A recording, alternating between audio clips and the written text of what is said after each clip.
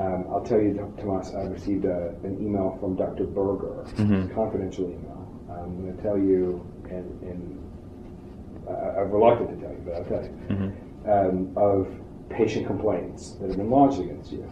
I've read through them, and it's 3 of the 4 of them seem to be about IV Benadryl and pain management. Right. I mean, this is like are you kidding me? Right. This is ridiculous kinds of things.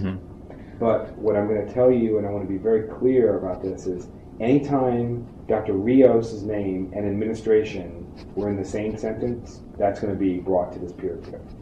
Some of those things are going to be very, very simple to explain. Some of those are going to be very, very appropriate to explain. Some of those may or may not be. I can't adjudicate every single one. I can tell you about the ones that I've looked at in the last 10 minutes. So it sounds like this has been going on for several months and is now coming to a head. Correct. Right? Yeah. Okay.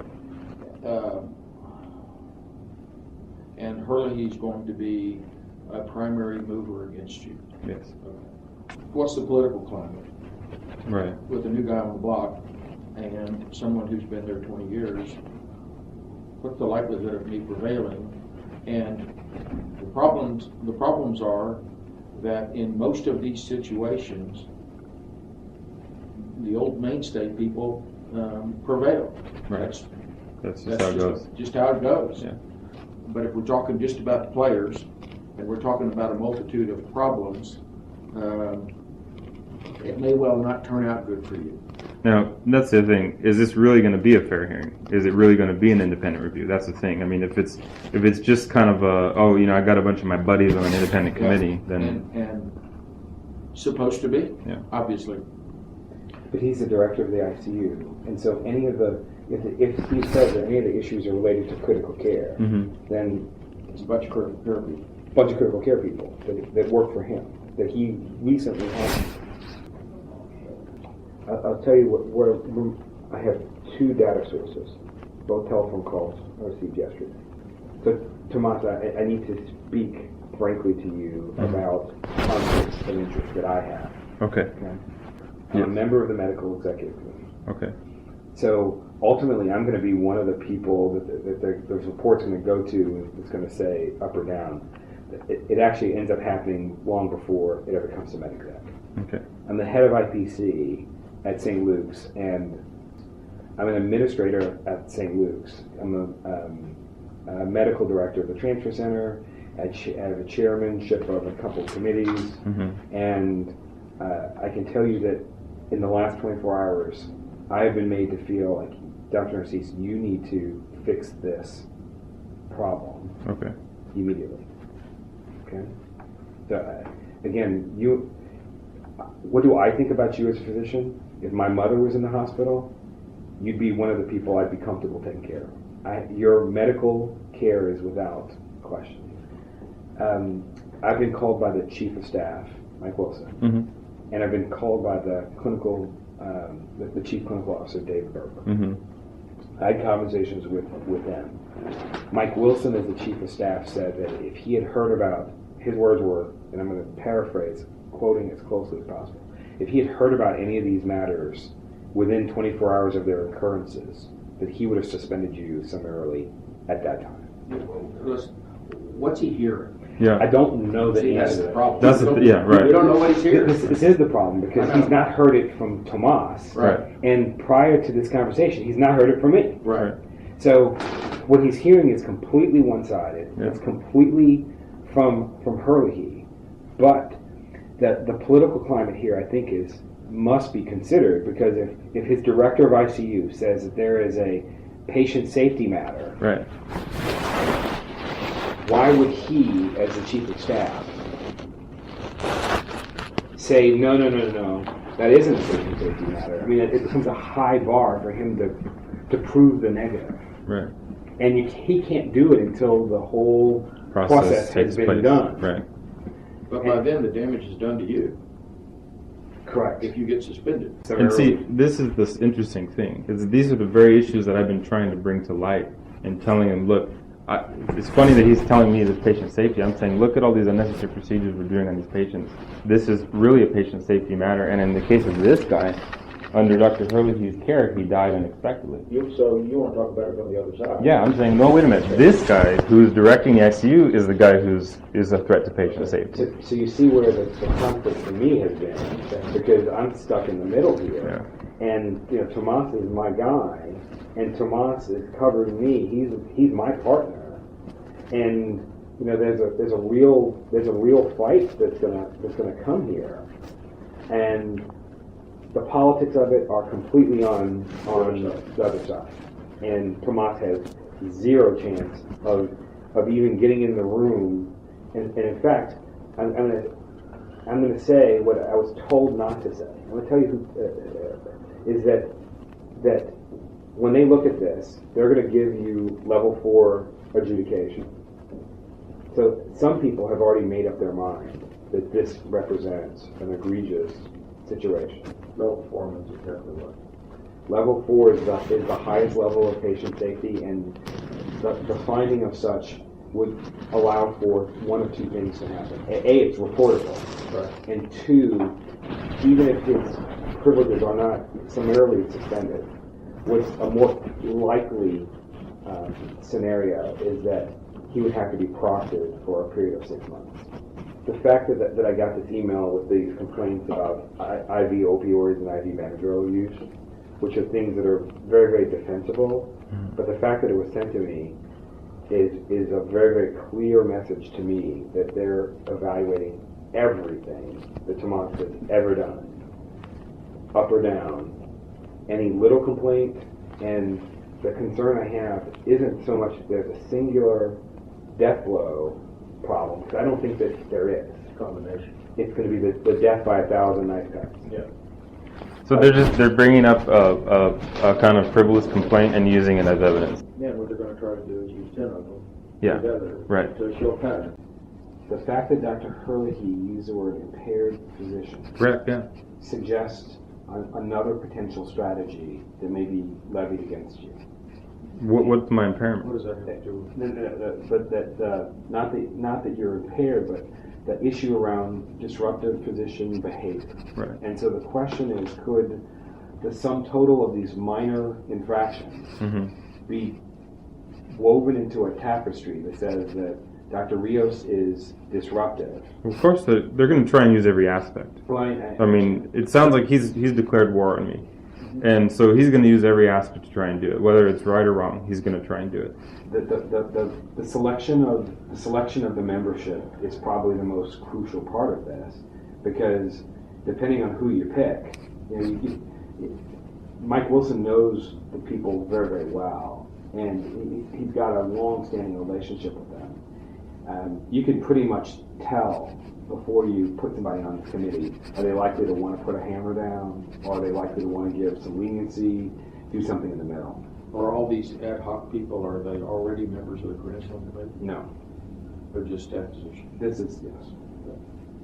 This is staff. And if you could predict, and you may not be able to, the composition of this ad hoc committee would be hammered down or compromised, or?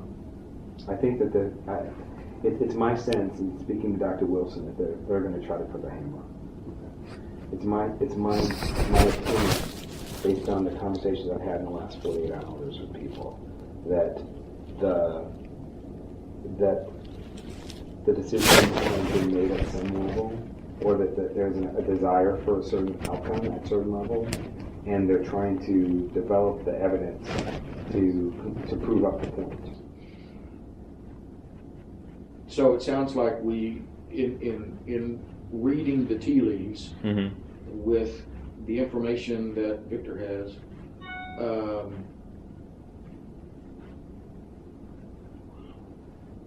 we think that more likely than not, it's going to go to peer review.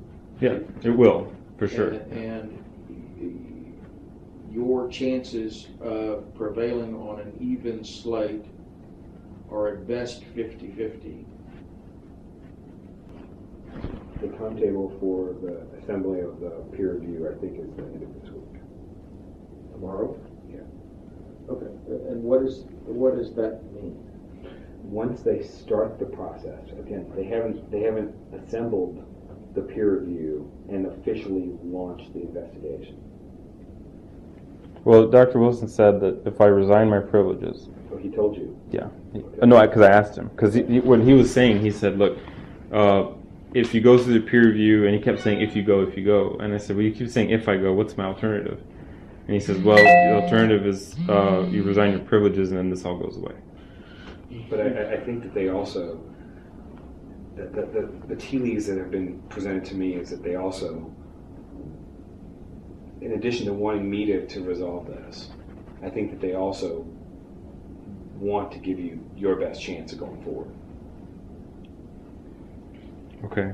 You know, And you believe that? Well, I don't think Hurley believes that. Hurley is... He may not. No. Hurley is a different matter. Okay. I'm talking about at the Wilson level. Okay. I think that he definitively wants you to have a future. Okay. And I believe that, based on what's been told to me, that he believes that your future will be severely curtailed if you go through the peer review process. I have a series of telephone calls with a whole bunch of people who are going to deny that they ever had them with me. Okay? And so the reason why I wanted to disclose all the things to you is that at the end of the day, you're going to have to adjudicate my recommendation based on what you think about me. Well, here's what I think. I think that whoever's telling you this is using you as a conduit No, they definitively. to get back to him. Definitively. Right.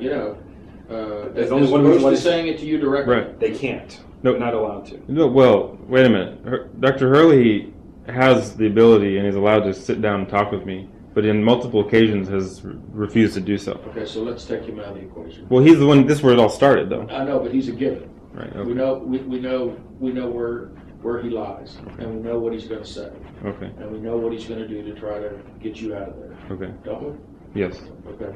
So, but I think some of this other information that you have was given to you to get to him, Definitively. so that he could make a valid decision about what to do. So everything that they have, they feel like they have to take it to peer review, and peer review is correctly the appropriate place to adjudicate it. Normally, I feel much more confident about the peer review process. I don't think it's typically a kangaroo court. Okay.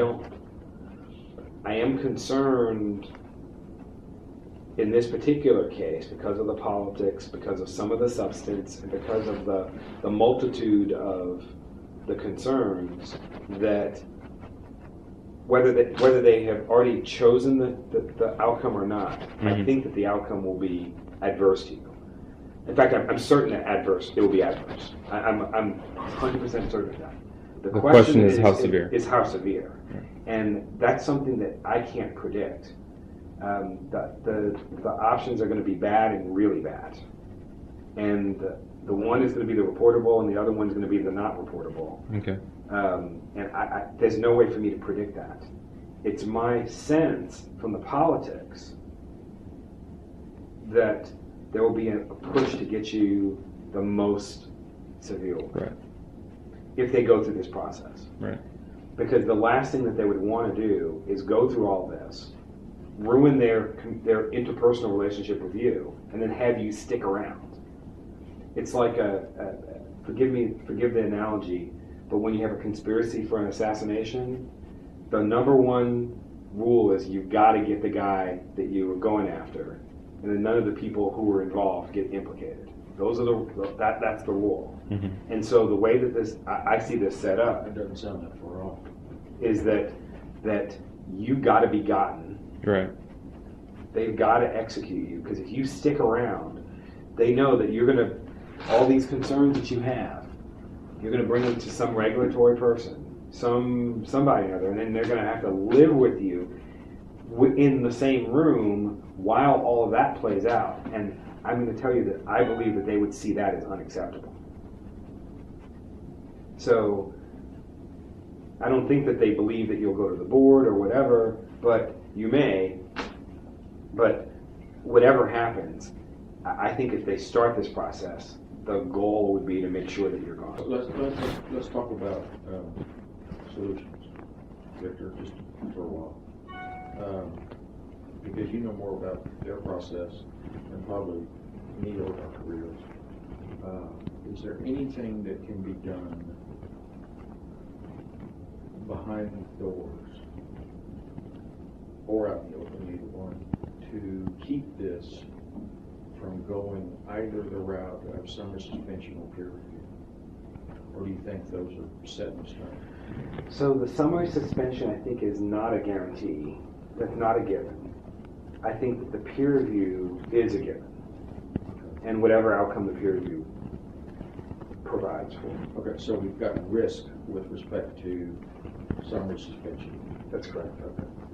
And then we have been given a peer review, which we think would most probably be unsuccessful anyway in some form or fashion. You're going to get something.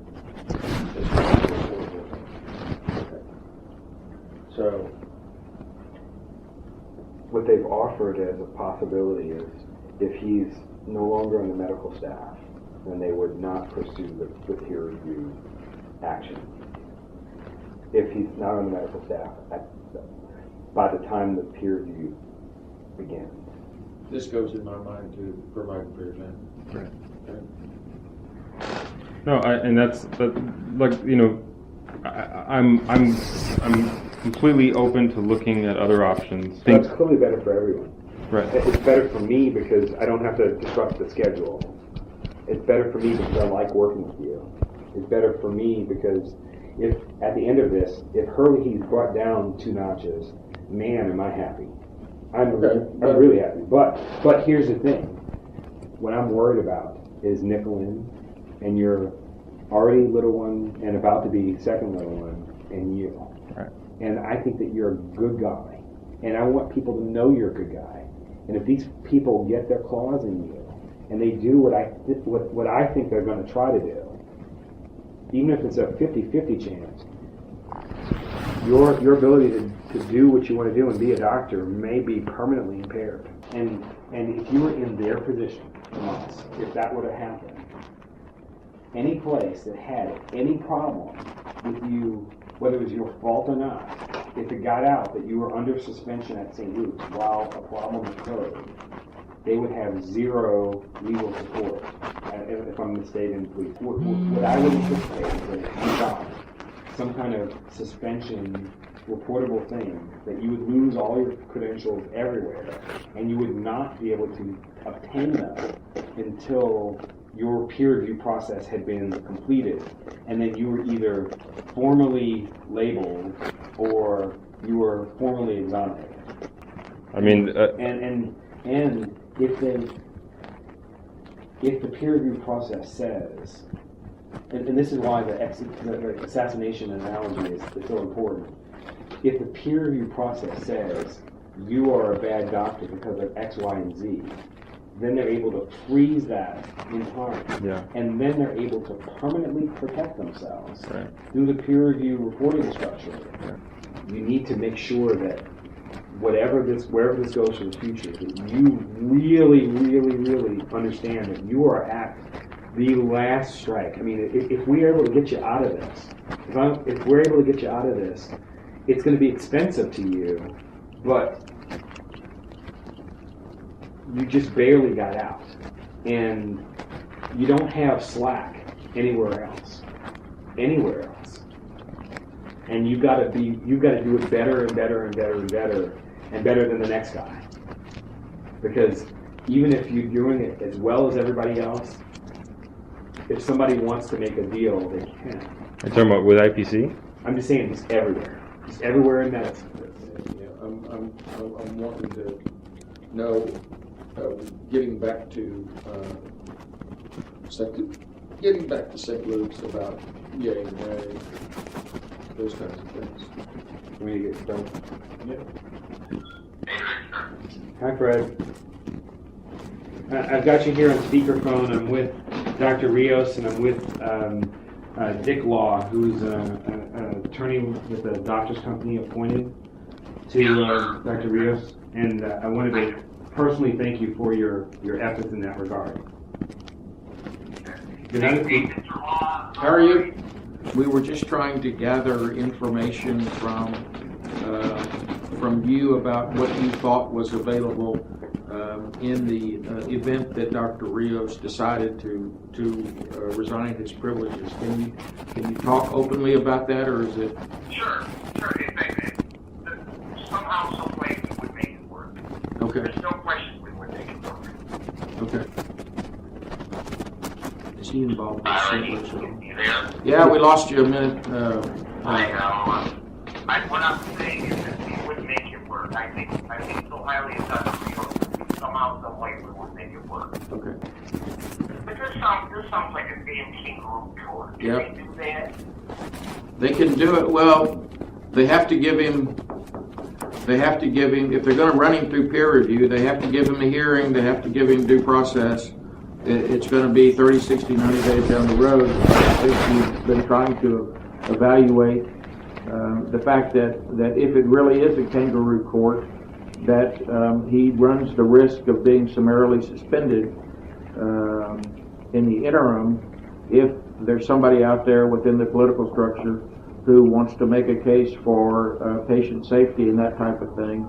And we're trying to avoid the possibility or running the risk that those kinds of things would be summarily suspension is a reportable event, and we're trying to be concerned about not taking that risk if there's another way out that's palatable to everyone and that can work for Dr. Rios in terms of providing for his family. Yeah. And I think Victor is of the opinion that the die has been cast in large part, regardless of the right or wrong of it, which takes the fair hearing part of it out of it. But you